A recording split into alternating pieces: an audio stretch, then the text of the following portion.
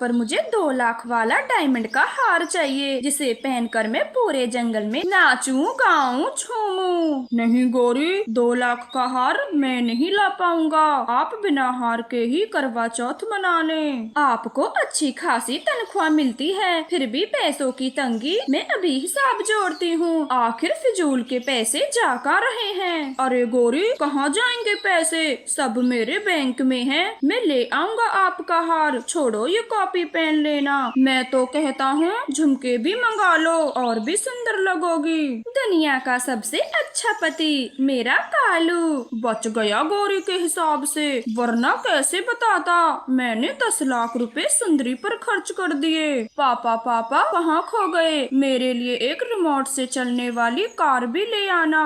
हाँ हाँ जग्गू बेटे, मैं आपके लिए रिमोट से चलने वाली गाड़ी ले आऊंगा। अब मुझे काम पे जाने तो दो, वरना मेरा बॉस गुस्सा करेगा। ठीक है कालू जी, आप जाएं और शाम को जल्दी आना। मुझसे ज्यादा इंतजार न करवाना। फिर कालू कौवा अपना बैग लेकर ऑफिस चला जाता है। गौरी कौवी तो खुशी से पागल हो रही थी। पता तो चले आसपास के पक्षियों को मैं कितनी अमीर हूँ। अभी जाकर सबको चिढ़ा के आती हूँ, खासकर उस छोटी चिड़िया को।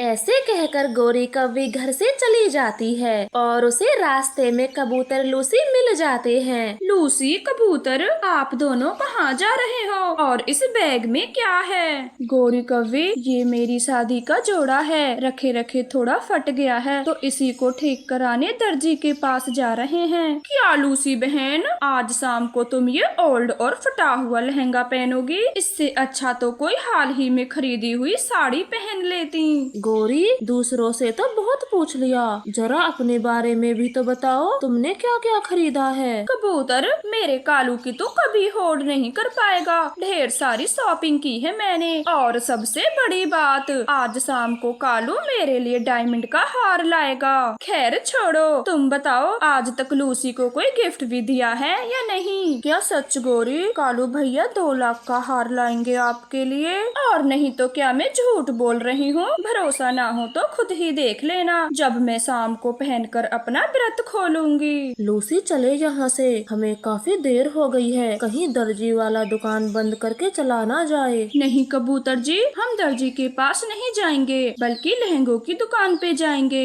मैं अपने लिए नए जमाने का लहंगा खरीदूंगी, नहीं पहनूंगी ये पुराना ओल्ड फटा हुआ लहंगा। ये गौरी की बच्ची हमेशा टपक जाती है और मेरा काम खराब करके जाती है। अच्छे खासे पैसे बच रहे थे, पर नहीं, ऐसे कबूतर लूसी को लेकर चला जाता है। अब जाती हूँ चिड़िया के पास, उसे बताए बगैर तो मेरा जी नहीं मानेगा। मगर इस वक्त वो कहाँ मिलेगी? हाँ, नदी पर जाती हूँ, वहीं बैठी होगी। गौरी कौवी रानों को ढूंढते हुए नदी पर पहुँच जाती है। वहाँ चिड़िया अकेले चुपचाप बैठी हुई थी। रानो चिड़िया, कालू मेरे लिए पूरे 2 लाख का हार लाने वाला है शाम को। मैं तो वही पहनूंगी, तुम क्या पहनोगी? हाँ गौरी, मैंने भी अपने लिए एक हार खरीदा है और मैं शाम को वही पहनने वाली हूँ। अरे वाह, सोने या हीरे का? कौन सा हार खरीदा है तुमने? ना सोने का ना हीरे का, मामूली सा तांबे का हार है। क्या कहा? तांबे का नौकल हार? मैंने तो सोचा कोई महंगा हार लाई होगी। मैं भी किससे पूछने लगी। तुम गरीबों की कहाँ इतनी औकात जो डायमंड का हार खरीद सको।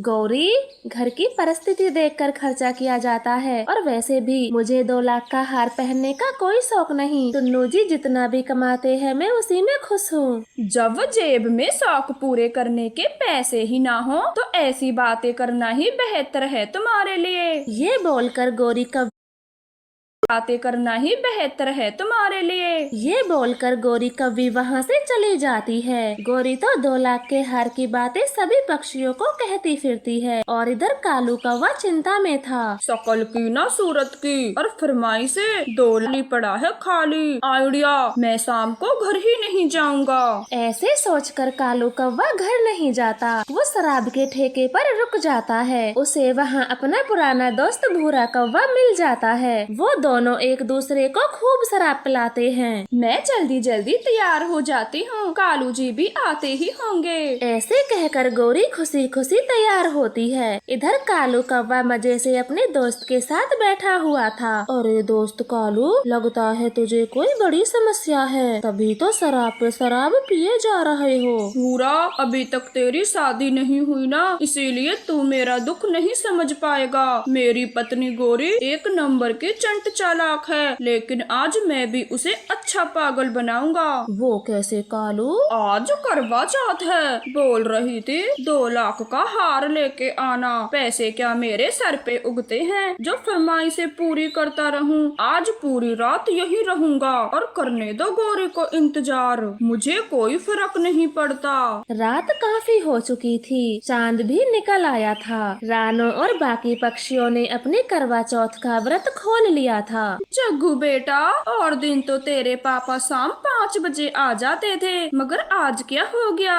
मम्मा मम्मा, मैं पापा के दफ्तर जाके देखूं कहीं काम में तो नहीं फंसे। नहीं बेटा, अभी रात बहुत हो गई, रात के अंधेरे में आप उड़ नहीं पाओगे।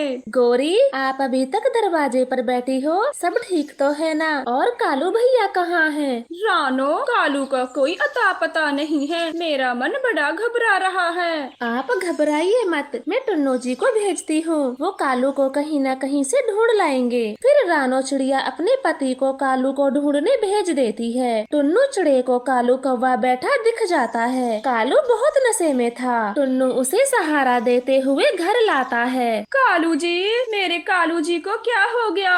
गौरी, कुछ नहीं हुआ आपके कालू को, जरा पानी मारे इसके चेहरे पर। गौरी कालू के ऊपर पानी डालती है। कालू हड़बड़ाते हुए होश में आता है। उठे कालू जी उठे, आज करवा चौथ है, मैंने आपकी लंबी उम्र के लिए व्रत रखा है, मेरा व्रत पूरा करें। नहीं नहीं भूरे, मैं घर नहीं जाऊंगा तो नहीं जाऊंगा, तुम मेरे पीछे मत पड़ो। छी कालू जी छी, आपने शराब पी रखी है, आपके मुंह से बू आ रही है। गौरी कवि, कालू नशे में धुत है, वो हम सबको पहचान भी नहीं पा रहा। हाँ गौरी, कालू अब घर में है, अब अपना करवा चौथ का व्रत पूरा करें और जो भी बात करनी है वो सुबह कर लेना। चिड़िया की बात मानकर गौरी कालू को देखते हुए करवा चौथ का व्रत खोलती है, मगर कालू कौवा तो नशे में आंखें बंद कर लेटा हुआ था। चिड़िया बहन, मुझे माफ करना, सुबह मैंने तुम्हें कितना बुरा भला बोला, उसके बावजूद भी आपने हमारी मदद की, आप दोनों का बहुत बहुत धन्यवाद। गौरी, धन्यवाद की कोई जरूरत नहीं, मैं आपसे कभी गुस्सा नहीं थी और न ही कभी होंगी। अब जाओ, कुछ खा लो, सुबह से भूखी हो। इस तरह से गौरी का करवा चौथ व्रत पूरा होता है। वैसे आप अपने करवा चौथ पर कौन से रंग की साड़ी पहनने वाली हो, हमें कमेंट करके जरूर बताएं। आपका धन्यवाद। देख देख हरियाली, चिड़िया की बेटी कैसे अनजान पक्षी के साथ गप्पे लड़ा रही है। हाँ गौरी, है तो गुड़िया ही, क्यों ना हम इनके पास चल के देखें। मैं नहीं जाऊंगी, अब तो सीधे रानो से ही बात होगी, वो बड़ी अपनी बेटी की तारीफ करते नहीं थकती। फिर गौरी कवि तुरंत ही रानो चिड़िया के पास जाती है। रानो, गुड़िया को स्कूल भेजना बंद कर दे, मुझे तेरी बेटी के 4 बेटी को अच्छे संस्कार दिए हैं, धरे के धरे रह जाएंगे सब संस्कार, जब गुड़िया दूसरे जंगल के पक्षी के साथ भाग जाएगी। आपको ऐसी बातें शोभा नहीं देती, आखिर आपकी भी तो एक बेटी है, फिर आप मेरी गुड़िया के बारे में ऐसा क्यों बोलती हो? रानो, तुझसे तो कुछ कहना ही बेकार है, जब तेरी बेटी पूरे जंगल की नाक कटवा देगी फिर याद करना गौरी ने क्या कहा था। गौरी कवि इस तरह से रानो को खूब सुनाकर चली जाती है। स्कूल की छुट्टी का समय हो जाता है। गौरी कवि की बेटी कोकी और गुड़िया स्कूल से लौट रही थीं। गुड़िया चल जल्दी, आज मुझे गट्टू कौवे ने पिज्जे की दुकान पे बुलाया है, वो मेरा इंतजार कर रहा होगा। कोकी, मैं नहीं जाने वाली, मम्मा ने किसी अनजान के साथ खाने पीने को मना कर रखा है। गुड़िया, तू यहाँ भी मम्मा की बात लेकर बैठ गई, अब चल जल्दी से मेरे साथ, वरना मुझे लेट हो जाएगा। कोकी गुड़िया को सोचने का मौका नहीं देती और उसका बैग उठाकर भाग जाती है। फिर गुड़िया को भी उसके पीछे पीछे जाना पड़ता है। खा ले गुड़िया, तू तो ऐसे घबरा रही है जैसे पिज्जे के रुपए तुझे ही देने हैं। मैंने खा लिया कोकी, अब जल्दी से घर चलो। फिर वह दोनों पिज्जा खाकर अपने अपने घर चली जाती हैं। कोकी, आज आपने इतनी देर कहाँ कर दी? अपनी मम्मा की बात सुनकर कोकी घबरा जाती है। मम्मा, आज वो गुड़िया ने रास्ते में कुछ खरीदा था, बस उसी के चक्कर में लेट हो गई। मैंने कितनी बार कहा है उस गुड़िया से दूर रहा कर, पर तू भी मेरी बात नहीं सुनती। आइंदा उस गुड़िया के साथ तुझे देख ना लूं। इस तरह से गौरी कव्वी कोकी पर बहुत गुस्सा करती है। अगले दिन गुड़िया कोकी को बुलाने घर आती है। क्यों रे गुड़िया, तैयार तो ऐसे होके आई है जैसे अपने पापा की शादी में जा रही हो। आज तो चली जा, आज के बाद मेरी बेटी के साथ दिख मत जाना। गुड़िया कुछ नहीं बोलती। फिर कोकी के आते ही वो स्कूल चली जाती है। गौरी और लूसी कबूतरी सब्जी लेने बाजार जाती हैं। रास्ते में गौरी कव्वी तो बस गुड़िया की ही चुगली किए जाती है। एक नंबर की फराड़ियाँ लगती है मुझे, ऊपर से सुर्ख लाल होठ। मैंने तो मना कर दिया आज। सो तो है गौरी, रानो गुड़िया को जरा भी नहीं डांटती। वो दोनों ऐसे बातें कर रही थीं। रानो चिड़िया उनके पीछे पीछे सारी बातें सुन रही थी। लूसी बहन, आप भी मेरी बेटी के बारे में ऐसी बातें करती हो? गौरी का तो मुझे पहले से ही पता था। रानो, तुम्हें हमारी बात बेशक बुरी लगे, परंतु गौरी एकदम सही कहती है। आखिर गुड़िया इतना सच सवर के स्कूल क्यों जाती है? लूसी, जब गुड़िया का जन्म हुआ था तब आप तो थी मेरे घर, और आप ही ने कहा था, रानो बेटी बेशक हुई हो पर चांद सी सूरत है इसकी। अब आप भी गौरी की बातों में आकर झूठ बोलती हो। मेरी बेटी कुछ नहीं लगाती, वो जन्म से ही सुंदर है। लूसी के बोलने से पहले ही गौरी कव्वी बोल पड़ती है।